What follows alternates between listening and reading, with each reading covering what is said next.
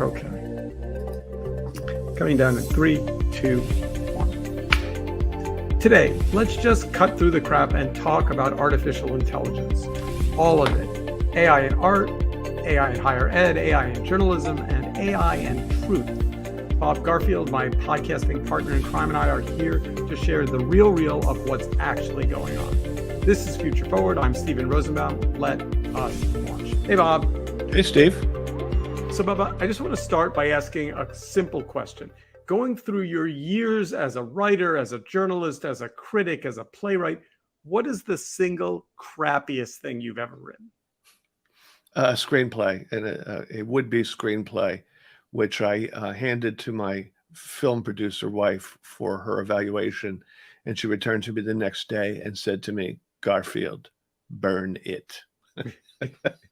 So the reason I asked the question is, when we're going to talk about AI through this whole show, this a whole AI episode, there are things that are out there for which the robot can do a reasonable job of impersonating a low-level human. And maybe the playwright answer isn't exact. I was thinking more like you got out of college and some local newspaper hired you to rewrite the sports scores on the local page, or some rather mechanical version of writing. Oh, before goodness gracious! I wrote thousands of obits and perfunctory press releases and stuff like that. So where I was actually essentially a robot working off of a template, only with DNA, and otherwise I was performing robotic functions. So I been there, done that. None of it memorable. So we got a bunch of clips. We're talking about a bunch of things. I just want to jump in and start with this Nick Cave piece that was in Vanity Fair. It's not only Nick Cave, but it hangs off of his rather sharply worded criticism of a robotic attempt to write a song in his tone. Mm-hmm. I found it disappointing. I found his argument disappointing. Go ahead. What he's saying is, you just didn't copy me that well. Which, the big punchline was the song sucked, which is not, as far as I'm concerned, not really a criticism. It's never been a criticism. It's just an ejaculation, and he doesn't explain why the song was not true to his oeuvre, or to his psyche, or to his stylings. He just said it sucked, which doesn't give you much information. So here's why I found his criticism so lame. First of all, I think a lot of pop music sucks. He's not a pop music performer, certainly, but if you look at what makes a hit song, the music industry has been reverse engineering certain hooks and remixes and little things that make people feel boppy in the summer hit of the season or whatever. Like, there's been a whole lot of manufactured successful music. And so his criticism essentially is saying is, you didn't copy me that well. And if I were the AI developer, my reaction would be, okay, game on. We can improve that. Let us further send the robot to unpack the nuance of Nick Cave, and we'll do better next time. Like, it will, and even better and better, until Nick is just drowning in the creepiness of the technology's ability to, sort of divine his aesthetic. It's if this one didn't impress him, will come a version that does, and scare the shit out of him too. Now, I have to say, of all of the roles that should now be at risk from the attack of the killer AI, I would argue that pop stars would be near the bottom of the list. Because if you were to, for example, manufacture AI of Pink, you might very well be able to get the sound right and the cadence right and the beat right, but you couldn't put her on talk shows, and she couldn't perform live in front of an audience, and you wouldn't therefore get the t-shirts and all the merch. And so like to me, like The Oh, Beatles by the minus way, the and the Beatles. voice, Yeah. my God, she's got a phenomenal voice. But you're talking about her essential pinkness, which is part of the package for performance art, right? And actually, for art, the art of the performance, and that will always be out of reach for mere technology. Having said that, I thought the Vanity Fair article was really good, and I thought the author was reasonably unimpressed with Nick Cave's, fury, which I but there is no doubt that somehow between Thanksgiving and Christmas, the future of AI and its impact on the world kind of like came into crisp focus, maybe with OpenAI. By the way, OpenAI, which is certainly not open, right? I mean, like, ironic, OpenAI, which is closed, and now on its way to being owned by Microsoft. Um, is there anything more that we need to dig into on the performance, on the Nick Cave performance debate, or are the other categories more fraught with danger? Well, on the songwriting side of it, it's an issue. Yes, in a very analog way, the music industry, for its entire history, has tried to mine what has been successful to predict what will next be successful, and that is work that AI can do very, very quickly and very, very well. And it will not be long before we discover that a regular, famous living artist is performing a song composed by AI, and it's a blockbuster. So that's surely going to happen. But there's the human element of the performer, him or herself, and as you mentioned, that is inseparable from the entire impact of a song. So the composition of the songs, both the music and the lyrics, that is going to be perfected by AI. If perfection is defined as that which at this particular moment in time will really impress the audiences of this time, it's not the same as creativity, and that is something that I suspect that AI will never attain. But yeah, Well, uh, I think the songwriting industry is inevitably going to be highly disrupted. so as you know, I consider myself a guinea pig for a lot of the topics on this show, and will often impale myself on a question so that I can appear to be smart when you and I talk.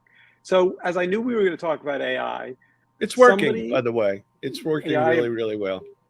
thank you. So somebody asked me a couple of weeks ago, if I needed a new headshot.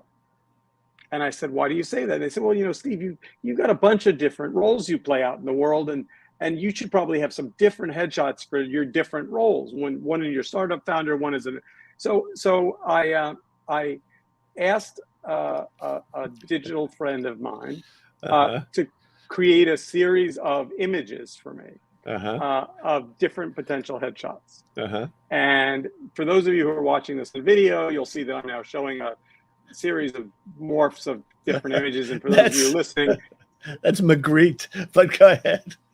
yeah, you just have to imagine me in Technicolor in a variety of different hairstyles and a variety of different backgrounds. Um, Uh-huh. but but here's what's interesting to me about this experiment.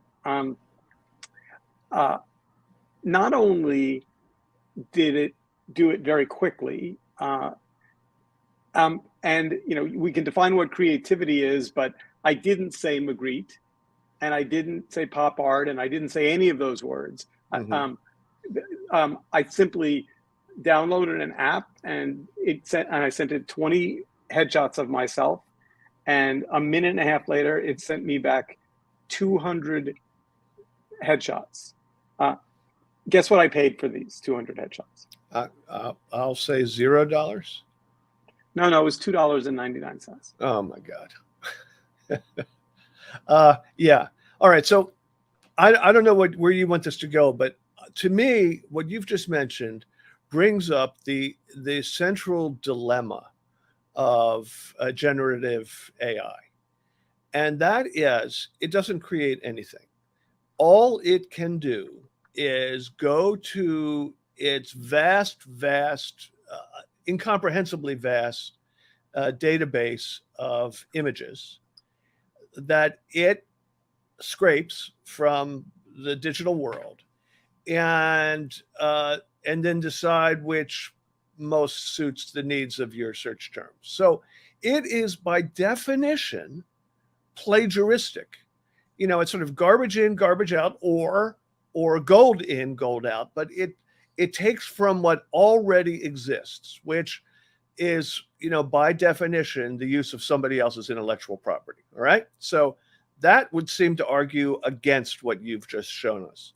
On the other side, art within certain legal and ethical uh, frameworks is also, by definition, iterative and even derivative up to a point. And that's, where jazz comes from. That's where sampling in music, especially hip hop, comes from. That's art is expected to build on the work of previous people without actually stealing their work. So the question is, where is it drawn between the iterative nature of all creative work and theft of intellectual property or plagiarism? And that's a hard question to sort out. I mean, that's one for the guru on the top of the mountain, or King Solomon, or I don't know, the sages, or Magritte's, intellectual property holders who will sue somebody over something. Yeah, and some of it will be litigated, and some of it society will just sort of come to some conclusions about. But I think it's one of the most fascinating questions that's attached to this whole AI thing, because nothing is created; it's all sampled. It's all sampled. So here's why the experiment that I did changed my opinion. So if you said to me, Steve, you need a new headshot, and it ought to be something pop art, and it ought to look kind of like Keith Haring, but don't steal Keith Haring. Mm-hmm. I would go and find an artist friend of mine, and they would say they're really busy. And they would say they're really busy, and I would say, "Can you do this work for me?" And they would charge me. And they would say, I would say, "How much is it going to cost?" And we would settle after some negotiations at like $250, which would be appallingly low for them to pay their rent, and abusively high for me because I don't really need this work done. And then they would work on it for a couple of weeks, and they would come back to me with a single image or two versions of it. And I'd be like, yeah, okay. And but I'm never going to go down that rabbit hole, because for me, the speed and price and breadth of these images, and I showed you, I think, 7 or 8 of them, but there are 200 of them. There's a whole collection of me as a spaceman. There's a whole collection of me in black and white. There are a whole bunch of them. And individually, none of them are, to your point, creative. They're not like, wow, I don't know where that idea came from.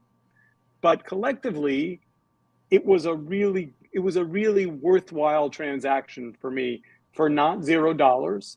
But and that, I think, is the thing which brings us almost inevitably smack into the conversation about journalism. And then we'll get to fake news, which is, I think, maybe the scariest one. So there's an article in what's new in publishing.com. And there are a lot of people preaching versions of the "don't worry, journalists, this is not the end of the world. It's just going to make you more productive or more flexible or have more tools." Maybe we should be worried about the fact that this article, which is published on a reasonably well-known website, is written by contributor. So not signed. Yeah. But I mean, are your journalist friends panicked?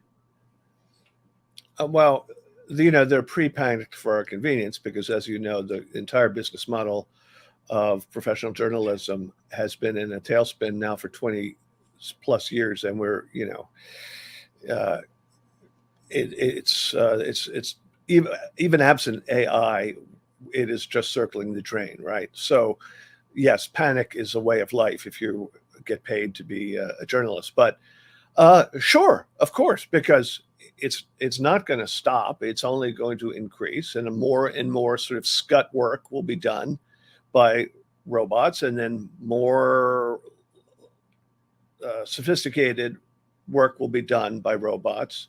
And by the way, another good reason for them to panic is that the writing will be better on balance than what copy editors call raw copy.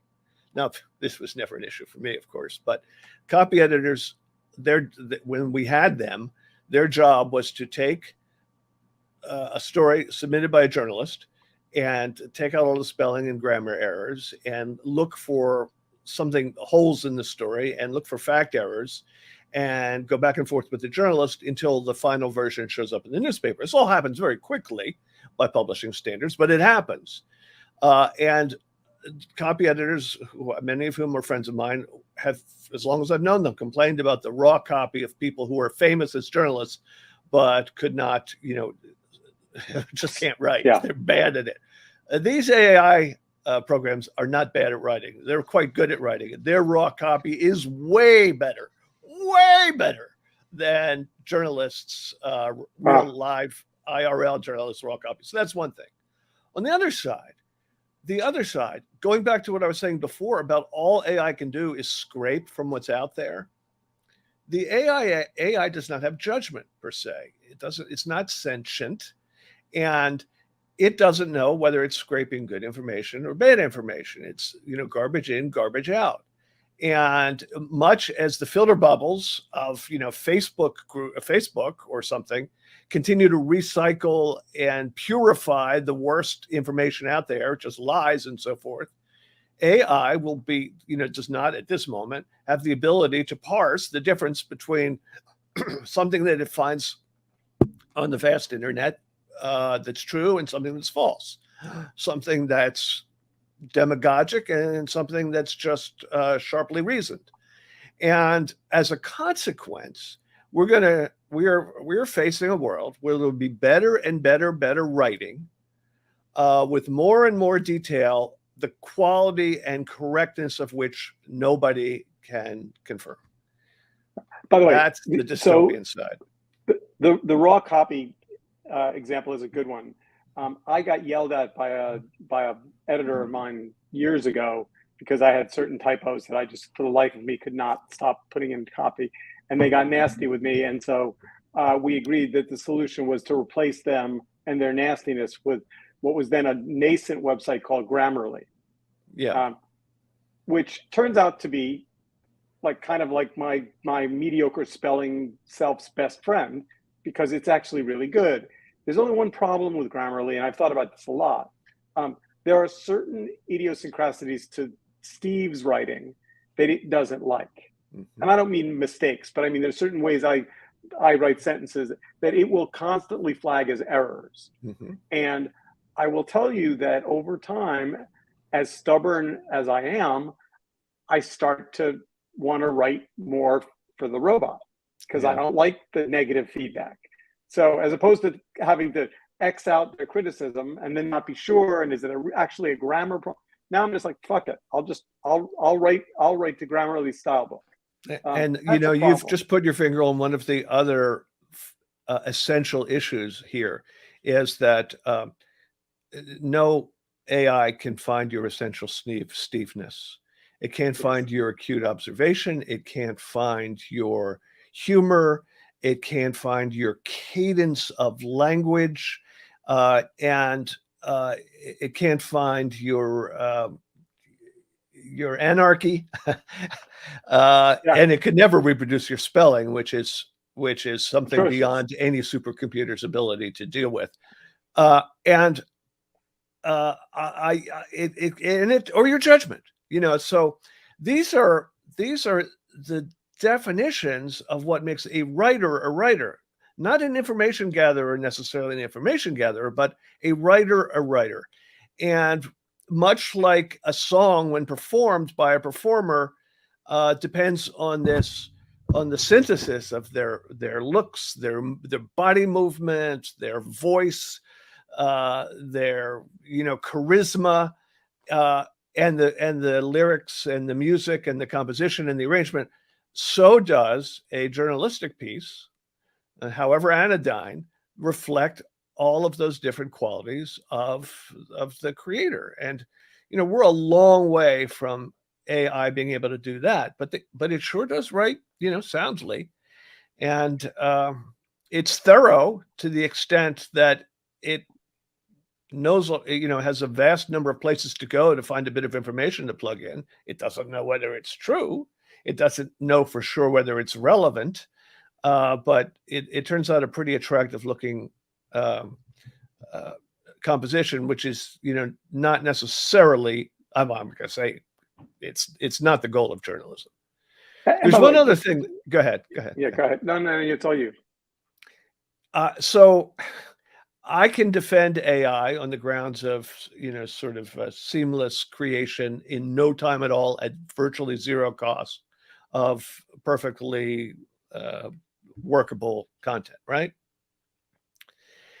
And I have seen in doing the reading list that you assigned me today for this, I saw all of these voices saying, there's no need for moral panic. It's, being worried is kind of like a whittler being angry at a chainsaw. It's inevitable. So, just deal with it. We got past the Industrial Revolution fine. Well, we did get past the Industrial Revolution fine, and the consequences that the world is on the verge of being a cinder because of the unintended consequences of industrialization, not to mention the perversion of capitalism and everything else. So just because it's inevitable doesn't mean it's not catastrophic. Also, I was on a date once when I was a teenager, and my date was telling me about she'd gone on a date with a friend of mine, my oldest childhood friend, who was a bit of a Lothario, and he kept saying to her while they were making out, he kept saying, "Don't worry, I'm not going to fuck you. I'm not going to fuck you. I'm not going to fuck you." And the punchline of this story was he fucked her, and that's how she lost her virginity, with in the back of a car with creepy teenager. I want to point out there's a scorpion and a frog version of that story that's a little bit more PG-13, but I get yes, well, that's right. She in this story she played the frog, but they're saying, in effect, to the world of terrified journalists, artists, other creators, that don't worry, it's not going to fuck you. It's going to help you. No, it's going to fuck you. So I want to make sure we have time to get to the big piece of the question. But there is also all this conversation happening in the art world about whether or not it's plagiarism and artificial intelligence scraping all of these artists' work, artists that, and I will tell you, I think they're entirely right. And I think they have they have no voice in Congress arguing for their, if you put, you're going to put your collection up in some public folder somewhere, and somebody's going to wander by with a robot and take a look at it and go, "Hey, that's kind of," and you're never going to know it, right? I mean, and if you do find out, we'll see what happens. I mentioned Shepard Fairey as kind of a joke earlier, but we know the law.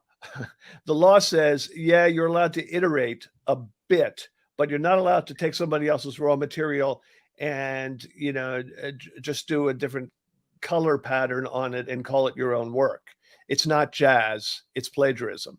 And so will that body of law that protects artists from from manipulations, expropriating their intellectual property, I don't know. I would expect that over time that body of law will probably mutate as well.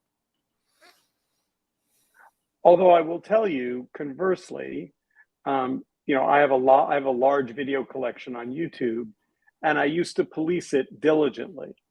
And over the last couple of years, it's gotten harder and harder to police. and more exhausting and kind of pointless, because you send a DCMA takedown notice, they take it down, it pops up somewhere else. It's a little like kind of a automated game of Whack-a-mole. whack-a-mole. Yeah. Yeah. I wonder if you're an artist, whether or not, being the thought police of keeping people from touching your, I mean, and the other thing is, when you're an up and coming artist, do you want your style amplified until it's valuable and then you want to stop? I don't even know. I do Well, not know but the to your answer. point, though, there will be software coming up very soon, if it doesn't already exist, which sniffs the internet for mutations of your work and informs you. And it, you do it right now, and you attach an image or a file folder of images that belong to you and that are out there somewhere on the net, and it comes back to you in 0.6 seconds with all of the thefts, with the evidence and whatever digital watermarks are attached to them, and you know exactly where to go. Maybe it automatically sends out the takedown notice. Maybe it follows up, but there's going to be an industry in policing the world for violations of your intellectual property rights. So that's a business that's en route. So let's get to the last chapter. The most hair on fire community on all sides is education. Education woke up after Christmas break going, what the fuck? Wait. All these students are going to be able to write their, say to ChatGPT, write me a paper about, George Orwell and the dangers of totalitarianism, and it's going to spit out and so there are, I think, 3 schools of thought on this. There are teachers that are saying no AI submissions. There are other teachers that are saying you can use it, but the thoughts have to be original at the end of the day. And then there's another group of professors I know who are essentially saying, fuck it, we're just going to go to oral exams and presentations, and we're going to assume that all writing has forever been corrupted by the robot. And it happened, in these cover, I get all this higher ed email, so I read it every day, and it's the panic level is quite high. Sure, because this is the principal means for teachers to know whether their students have absorbed, engaged with the material that they're teaching, right? It also gives a glimpse into whether the intellectual development of the writer, whether they're not only able to absorb facts, but to use them to do sort of advanced thought, to extrapolate from one set of ideas to come up with fresh ideas. It's the essay, or the theme as they used to call them, it's a fantastic tool for figuring out what your kids know, what your students know, and what they can do and what capacity they have. It's out the window. Can't be used. I mean, I guess you can ask them to show you the paper, and also the search terms that you plug in to generate the AI result. But the higher education and public education in general is going to have to figure out other ways to divine the knowledge and thinking capacity of their students. Oral exams may be it, but sorry, you can say goodbye to that one. Of course, they're going to be in a panic. They should be in a panic for other reasons too, especially higher education, because their whole distribution model is unbelievably antiquated, and you don't have to go to freaking New Haven to go to Yale anymore, because you can watch the lectures online, and it's only a matter of time before the financial what's the unaffordability Tuition. of higher education it comes head to head with the experience of being in an intellectual hotbed, right? You're like, fuck that shit. I can do this on my computer for free. What about virtual reality? So let's put a pin in education, because I think by the way, much like journalism, here's what's interesting about those two as side-by-side topics. Journalism, it's not like journalism's economics were okay before AI. Nope. They're just now exponentially worse. So you got Jonah Peretti saying we're just going to turn BuzzFeed into an experiment in AI, which is great and cheap and whatever. But like at the same time, again, it's not like the journalists working for those organizations were getting paid in satchels of cash to begin with. Correct. And by the way, they don't create much journalism. It's mostly gimmicky stuff that can be done by template. They do had have some BuzzFeed. They had BuzzFeed News yeah. All right. So last but not least, the one that really should be a whole show, but we'll spend a minute or two on it today, and then we'll see if it comes and rears its ugly head up again in the next couple of weeks, is this question of AI and truth. And it's the one that interests me the most, frankly. And that is, how do humans argue with a robot that says with absolute certainty, we have reviewed the data and determined that you, Bob, are not blank, able to get this mortgage or able to apply for this job or able to get this prescription filled or whatever, able to order a pizza because we've checked, your cholesterol from your doctor and we canceled your pizza order. I mean, when AI starts to get the authority to make kind of what are essentially final decisions, how will we argue with it when it has vast amounts of data at its disposal? Well, it's a good question. And I can tell you it'll be an immense source of frustration and worse. We're already in the middle of just that situation. I mean, whether you're dealing with your insurance company over a claim and they assert that it's not valid and you say it is, or whether you're talking to a vaccine denier or an election denier about things that are manifestly not true, you cannot penetrate that either. So we know the experience you're describing.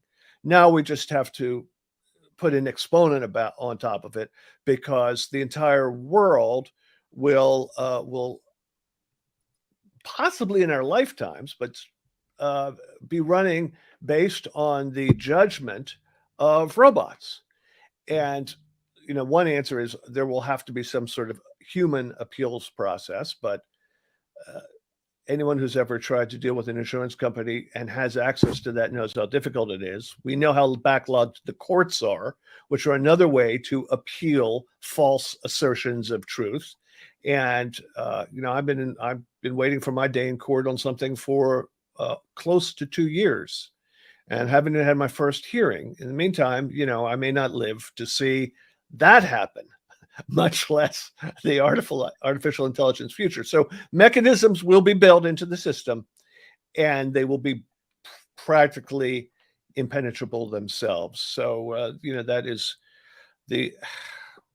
There was a New York Times article a couple of months back about a student who was doing a remote test, and was there was an AI that watched her hand motions on the desk and her eyes and determined that she was looking at notes off screen. She was looking at her phone and flagged her as cheating on this test. And it went to an administrator with a flag saying the student had a great reputation, great record, never had a problem. And the AI said, undeniable, based on the things we track, eye motion and the accuracy of certain things, that she was not taking the test fairly. And it was a great interview, and the person who had to adjudicate it said, how do I disagree with the algorithm? It was so certain it was right. And that has, stuck in my head. Well, it's stuck in Arthur Kessler's head, Darkness at Noon. It's stuck in George Orwell's head. And it's stuck in the head of the people who were, the slaves of the communist bloc of Eastern Europe and the Nazis in Germany. When the ultimate authority is not living in a truthful world, you're apt to be stymied. And I had a friend who he was a Soviet econometrician. And what econometricians do is they take data sets and you try to use it to predict, to plug in numbers and predict the near and midterm and distant future. of the economy, but the data was all made up because it was the Soviets. They just invented it. So he actually made a living at a university teaching econometrics to people who will never have good data to work with. It was a system built on garbage in, garbage out. And